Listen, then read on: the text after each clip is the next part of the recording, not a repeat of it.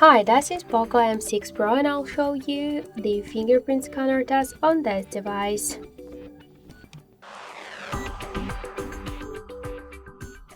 So I just set up my fingerprint to the scanner and I will make a couple of tries to unlock the device with my fingerprint and we'll see how fast this option is and does it works.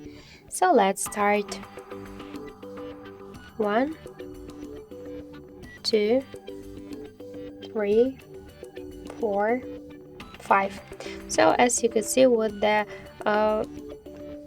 just hold for a while the scanner, I just unlocked the device successfully. If you'll make it with a simple touch, you have no chance to unlock your device, so just hold for a while your finger on the scanner and after that you'll activate and unlock your device successfully.